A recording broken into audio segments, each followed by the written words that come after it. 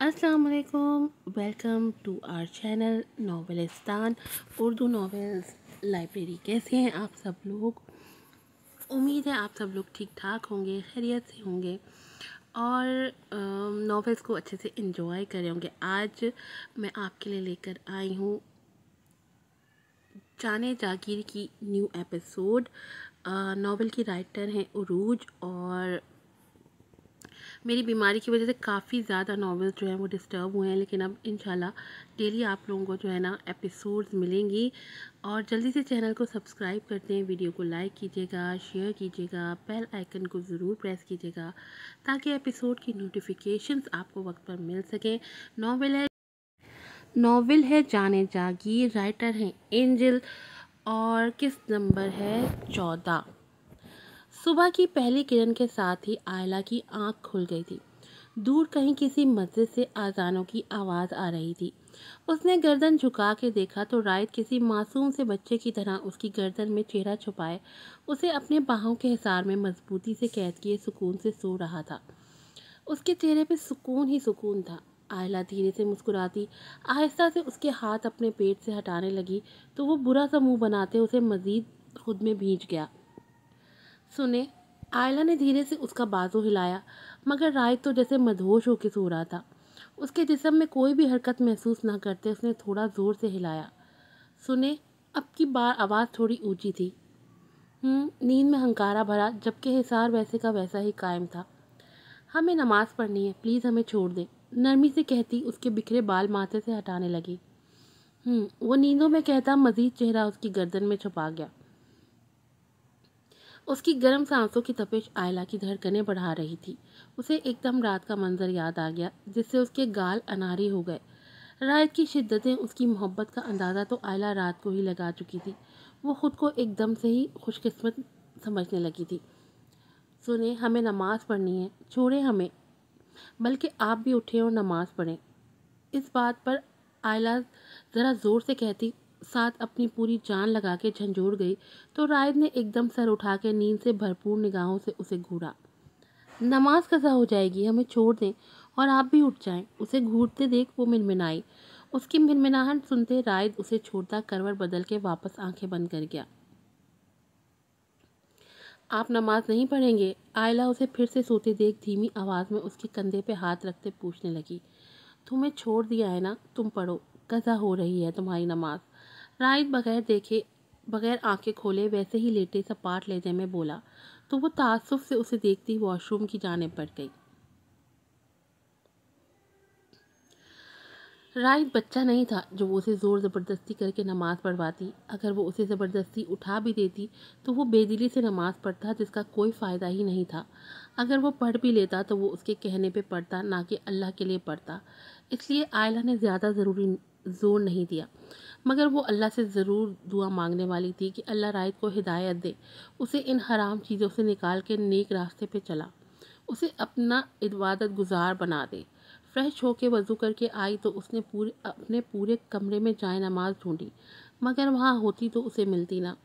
पूरा कमरा अच्छे से देखने के बाद अलमारी से एक बड़ी सी चादर निकालती उस पर नमाज पढ़ने खड़ी हो गई। बहुत ही सुकून से नमाज पढ़ने के बाद चादर उठाती वापस उसकी जगह पे रखती अपनी जगह पे आके लेट गई। रायत उसकी जानिब पुश्त किए बेखबर सो रहा था। आयमा बगैर पलके झपकाए उसे देखे गई। क्या था वो बंदा, एक पल में इतना नरम और दूसरे ही पल में इंतहा का सख्त, जो उसके नकाब को अहमियत देता था, उसके पर्दे का ख़ास ख्याल रखता था, मगर ख़ुद अल्लाह से दूर था। ना जाने वो बचपन से ही ऐसा था या उसके पीछे भी कोई वजह थी। बस यही आयला को जानना था। कब उसे देखते देखते उसकी आंख लग गई उसे पता ही ना चला। फजर पढ़ के वो ऐसी सोई कि फिर उसकी आंख 10:30 खुली, वो भी खटर पटर की आवाज़ से। हल्के से अंगड़ाई लेके उसने अपने बराबर में देखा तो वहाँ जगह खाली थी। उसने जल्दी से नज़रें कमरे में दौड़ाई तो राइट शर्टलेस ग्रे पैंट पहने ड्रेसिंग के सामने खड़ा बालों को सेट कर रहा था। वो उठ के बैठती अपने खुले बालों को समेट के एक ढीले से जूड़े में कैद करने लगी तो राइड ने मुस्कुरा के उसे देखा। चलो जल्दी से फ्रेश हो जाओ, नाश्ता आता ही होगा, फिर साथ नाश्ता करेंगे। वो बॉडी स्प्रे खुद पे करता गर्दन मोड़ के उसे देखते बोला तो आयला ने नासमझी से उसे देखा। کمرے میں ناشتہ کیوں کریں گے؟ نیچے سب کے ساتھ کریں گے نا، وہ الجھن سے بولی۔ اسے سمجھ نہیں آیا آخر وہ کیوں کمرے میں ناشتہ کرنا چاہتا تھا۔ 11 بجنے والے ہیں اور اس وقت کوئی ناشتہ نہیں کرتا، اور ویسے بھی تمہیں کسی کے ساتھ ناشتہ کرنے کی ضرورت نہیں ہے سوائے میرے۔ وہ گردن موڑے ابھی تک بیڈ پہ بیٹھی آئلہ کو دیکھتے سنجیدگی سے بولا، جبکہ آئلہ کو اس کی کوئی بات سمجھ نہیں آ رہی تھی۔ وہ بس خاموشی سے اٹھی اور واش روم میں گھس گئی۔ جب تک وہ آئی تھی تب تک رائد سفید شرٹ پہن چکا تھا۔ ناشتہ بھی آ گیا تھا، یقیناً اس نے کافی پہلے سے ہی ناشتے کا بول دیا تھا۔ آ جاؤ، رائد اپنی گھڑی پہنتے صوفے پہ بیٹھتے بولا تو آئلہ بیڈ پہ رکھا اپنا دوپٹہ اٹھانے بڑھ گئی۔ رہنے دو اسے، یہاں میرے علاوہ کون سا کوئی اور ہے؟ اس کی نظریں بیڈ پہ رکھے دوپٹے پہ دیکھتے وہ نرمی سے بولا تو جھجکتی ہوئی اس کے ساتھ آ بیٹھی۔ تم گھر میں بور ہو جاؤ گی، چاہو تو میرے ساتھ آفس چل سکتی ہو۔ پراٹھے کے ساتھ انڈا لیتے رائد نے نوالا بنا کے اس کے منہ کی جانب کیا۔ ہم خود کھا لیں گے۔ آئلہ نے اس کے ہاتھ سے نوالا لینے کے لیے ہاتھ آگے بڑھایا مگر وہ ہاتھ پیچھے کر گیا۔ پہلا نوالا ہمیشہ تم میرے ہاتھ سے کھاؤ گی، وہ محبت سے ہلکی سی مسکان کے ساتھ کہتا نوالا اس کے منہ کے پاس لے کے گیا تو وہ بغیر کچھ کہے منہ کھول گئی۔ تو بتاؤ کیا سوچا تم نے، چلو گی میرے ساتھ آفس؟ رائد نے جوس گلاس میں ڈالتے اس کے سامنے رکھا اور پھر اپنے ناشتے کی جانب متوجہ ہوا۔ نہیں، ہم نہیں جائیں گے، وہ چھوٹے چھوٹے نوالے کھاتے بولی تو رائد نے ہاں میں سر ہلا دیا۔ ناشتہ ختم کر کے آئلہ برتن ٹرے میں رکھنے لگی تو رائد اٹھ کے الماری کے پاس چلا گیا۔ سلائڈنگ ڈور کھولتے اس نے پہلی دراز کھولی جس میں ایک مخملی سا باکس رکھا تھا۔ باکس نکالتے وہ آئلہ کی جانب آیا جو اس کی طرف پشت کیے بیڈ پہ رکھا اپنا دوپٹہ اٹھا رہی تھی۔ پشت پہ بکھرے ریشمی بال بہت ہی بھلے لگ رہے تھے۔ آئلہ، اس کی گھمبیر آواز پہ آئلہ دوپٹہ اٹھاتی اس کی جانب مڑی۔ تم رات کو بول رہی تھی نا کہ میں نے تمہیں منہ دکھائی نہیں دی، تو یہ لو آج دے رہا ہوں۔ رائد نے وہ باکس اس کی جانب بڑھایا تو وہ جلدی سے تھامتے اشتیاق سے کھولنے لگی۔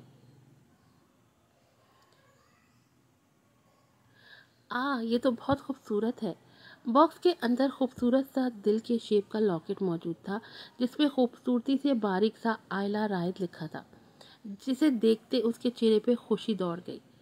ادھر آؤ، رائد نے اس کا ہاتھ تھامتے اسے شیشے کے سامنے لے جا کر کھڑا کیا، پشت سے اس کے بال ہٹا کے اس کے کندھے پہ ڈالے اور آئلہ کے ہاتھ سے لاکٹ لیتے اس کی سراہی دار گردن کی زینت بنایا، جبکہ آئلہ اپنے پیچھے کھڑے رائد کو مسکراتی پیار بھری نظروں سے دیکھ رہی تھی۔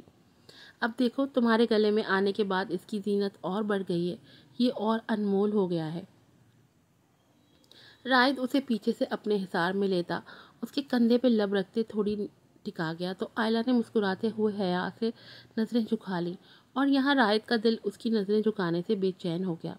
رائد نے بے خودی میں اپنے لب اس کی گردن پہ رکھے تو آئلہ کے جسم میں ایک دم کپکپے طاری ہو گئی۔ بے اختیار اپنے پیٹ پہ بندھے رائد کے ہاتھوں پہ اس نے ہاتھ رکھے۔ گردن سے کان کا صرف اس نے بڑی فرصت سے طے کیا۔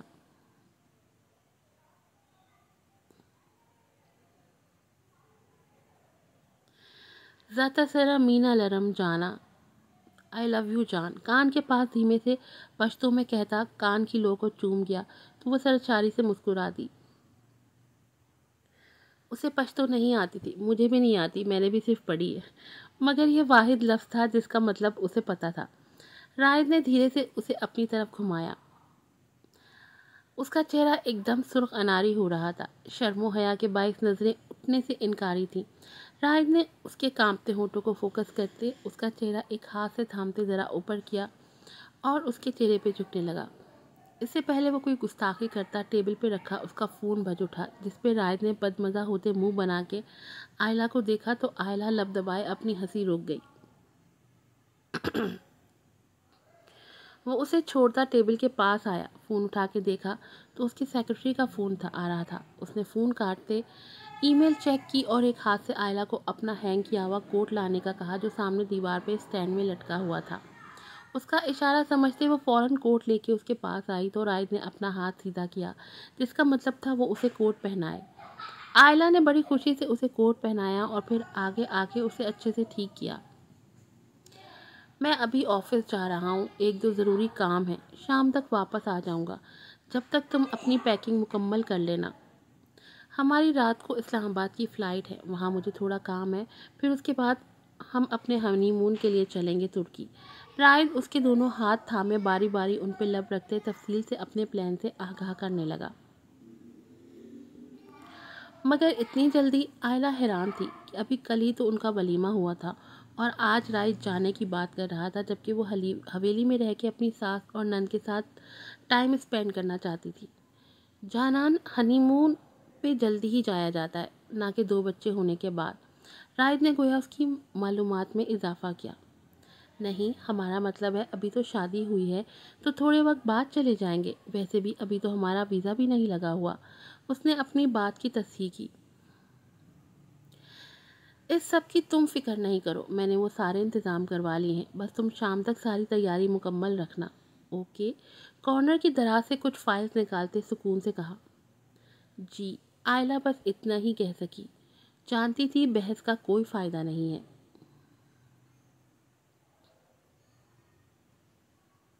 چلو اب اچھی بیویوں کی طرح مجھے باہر تک سی آف کرو۔ رائد نرمی سے اس کی پیشانی چومتا ہلکے سے مسکرا کے بولا تو وہ بھی مسکرا دی۔ وہ شخص اس کی سمجھ سے باہر تھا بالکل۔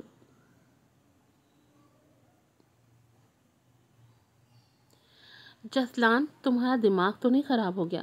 ابھی تمہارے بھائی کی شادی ہوئی ہے اور اب تمہیں اپنی شادی کا بھوت چڑھ گیا ہے۔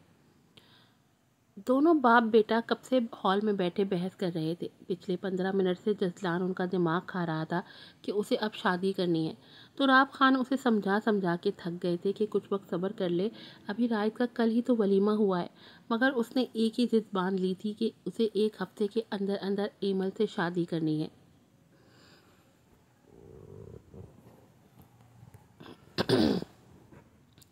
شادی کا بھوت نہیں ہے بابا، مجھے بس جلد از جلد اپنی کامیابی دیکھنی ہے۔ آپ نے دیکھا نہیں، جب سے میڈیا میں میری شادی کی بات آئی ہے تب سے ہی لوگ مجھے پسند کر رہے ہیں کہ مجھے ایک چھوٹی سی مڈل کلاس فیملی میں شادی کر رہا ہوں۔ میرے اندر کوئی لالچ نہیں ہے، بلکہ میں ایک چھوٹے سے گھرانے کی لڑکی سے محبت کر کے اس سے شادی کرنے لگا ہوں، نہ کہ کسی رئیس امیر زادی سے۔ اور آپ تو یہ بات جانتے ہی ہیں کہ لوگوں کو پتہ ہے کہ امیر لوگ ہمیشہ امیر سے ہی شادی کرتے ہیں، جس سے انہیں فائدہ بھی ہوتا ہے، مگر میں ایک مڈل کلاس لڑکی سے محبت کی شادی کر رہا ہوں جیسے لوگ کافی پسند کر رہے ہیں، جبکہ لوگوں کو یہ لگ رہا ہے کہ ہاں میں واقعی اس سے محبت کرتا ہوں اور اس لیے اس سے شادی کر رہا ہوں، نہ کہ اپنے ذاتی مفاد کے لیے۔ تو ذرا سوچیں بابا، اگر میری شادی ایمل سے ہو جائے گی پھر تو مجھے جیتنے سے کوئی بھی نہیں روک سکتا۔ جسلان بہت ہی تحمل سے انہیں سمجھا رہا تھا۔ تراب صاحب کو بھی اس کی باتیں ٹھیک ہی لگ رہی تھیں۔ ان کے چہرے کے تاثرات بتا رہے تھے کہ وہ جسلان کی بات سے قائل ہو گئے ہیں۔ تم کہہ تو ٹھیک رہے ہو، مگر اتنی جلدی شادی کرنے کے لیے کیا لڑکی کے گھر والے مانیں گے؟ تراب خان کچھ سوچ کے بولے۔ امیر اور ہینڈسم بندہ دیکھ کے کوئی منع ہی نہیں کرے گا۔ جسلان کے انداز میں صاف مغروریت چھلک رہی تھی۔ وہ تو ٹھیک ہے، مگر مجھے لگتا ہے ہمیں 1 ماہ تک۔ بابا، میں نے اتنی لمبی چوڑی تقریر اس لیے نہیں کی تھی کہ آپ ایک ہی بات پہ ٹکے رہیں۔ جسلان نے بیچ سے ان کی بات کاٹتے خاصا جھنجھلا کے کہا تو تراب خان گہری سانس بھر کے رہ گئے۔ وہ جانتے تھے جسلان نے جو فیصلہ کر لیا ہے اب وہ بدلے گا نہیں، اس لیے اس کی بات ماننے کے علاوہ ان کے پاس کوئی راستہ نہ تھا۔ السلام علیکم۔ اس سے پہلے تراب خان کچھ کہتے، آئلہ نے وہاں آتے انہیں سلام کیا، جبکہ وہاں جسلان کو بیٹھے دیکھ وہ پہلے ہی نقاب کر گئی تھی۔ وعلیکم السلام، تراب خان نے سرسری سے جواب دیا۔ ارے بھابھی جی، آپ نے مجھ سے کیوں نقاب کیا ہے؟ جسلان نے ایک آئیبرو اچکائے سوال کیا، جس پہ آئلہ کے آگے کھڑے رائد کے چہرے پہ ناگواریت واضح ہوئی۔ اگر آئلہ انہیں سلام کرنے نہ رکتی تو رائد کبھی ان کے پاس نہ رکتا۔ آئلہ، ہو گیا سلام، اب چلیں؟ اس سے پہلے آئلہ جسلان کو اس کی بات کا جواب دیتی رائد بول پڑا۔ کہاں جا رہے ہو تم لوگ؟ تراب خان نے حیرت سے پوچھا۔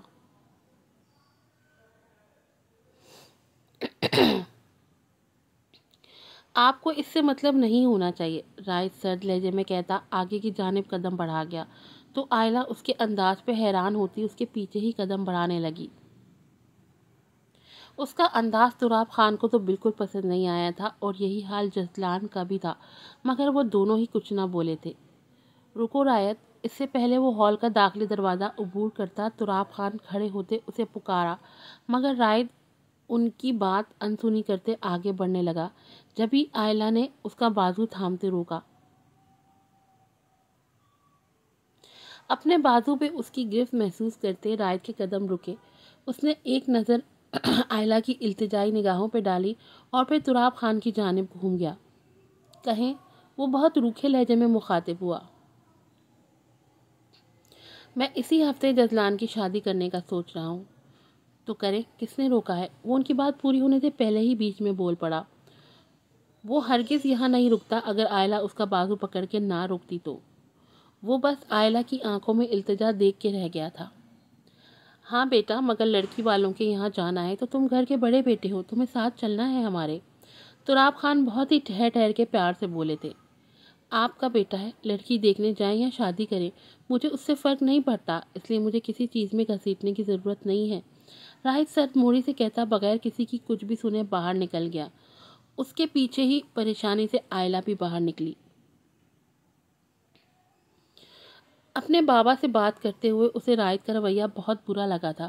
اسے ایسے بات نہیں کرنی چاہیے تھی، مگر وہ جانتی تھی ابھی یہ صحیح وقت نہیں ہے اس سے بات کرنے کا۔ جب وہ اچھے موڈ میں ہوگا وہ تبھی اس سے یہ بات کرنے کا ارادہ رکھتی تھی۔ بابا، کیا ضرورت تھی آپ کو اس سے میری شادی کی بات کرنے کی؟ آپ کافی ہیں میرا رشتہ لے کے جانے کے لیے، کیا ضرورت تھی اسے کہنے کی؟ دیکھا آپ نے کیسے ایٹیٹیوڈ دکھا کے گیا ہے ہمیں۔ جزلان اٹھ کے افسردہ کھڑے تراب خان کے پاس آتے آیا، غصے ضبط کرتے دانت پیس کے بولا، جزلان، اس نے ہم سب سے قطع تعلق کر لیا ہے۔ وہ بہت دکھی سے تھکے تھکے انداز میں کہتے سر پکڑے صوفے پر بیٹھ گئے۔ تبھی کہتا ہوں بابا، آپ اسے مخاطب نہ کیا کریں، وہ آپ سے بدتمیزی کرتا ہے، پھر آپ اداس ہو جاتے ہیں۔ جزلان نے ان کے کندھے پہ ہاتھ رکھتے کہا تو وہ گہری سانس بھر کے اٹھ گئے۔ میں کچھ دیر آرام کرنا چاہتا ہوں۔ وہ اٹھ کے اپنے کمرے کی جانب بڑھ گئے تو جزلان نے بھی انہیں نہیں روکا۔ وہ آج ہی ایمل کے گھر جانا چاہتا تھا، مگر رائد کی وجہ سے تراب خان کو اداس دیکھ کے وہ چپ کر گیا۔ آج کی ایپیسوڈ یہیں پر ختم ہوتی ہے۔ امید ہے کہ آپ لوگوں کو پسند آئی ہوگی۔ اپنی رائے کا اظہار ضرور کیجیے گا، آپ لوگ موٹیویشن دیتے ہیں تبھی ہم جلد ایپیسوڈ بنا پاتے ہیں۔ اور سوری پیارے پیارے ریڈرز، آپ لوگوں کو ویٹ کروانے کے لیے، مگر میری طبیعت ٹھیک نہیں تھی جس وجہ سے ایپی لیٹ ہو گئی۔ میں پوری کوشش کرتی ہوں کہ روز ایپی دیا کروں، مگر کچھ نہ کچھ ایسا ہو جاتا ہے کہ ایپیسوڈ تھوڑی لیٹ ہو جاتی ہے۔ مجھے امید ہے آپ لوگ سمجھیں گے اور کسی بھی برے کمنٹ سے اجتناب کریں گے۔ اپنی رائے کا اظہار ضرور کیجیے گا۔ پھر ملوں گی نیو ایپیسوڈ کے ساتھ۔ السلام علیکم۔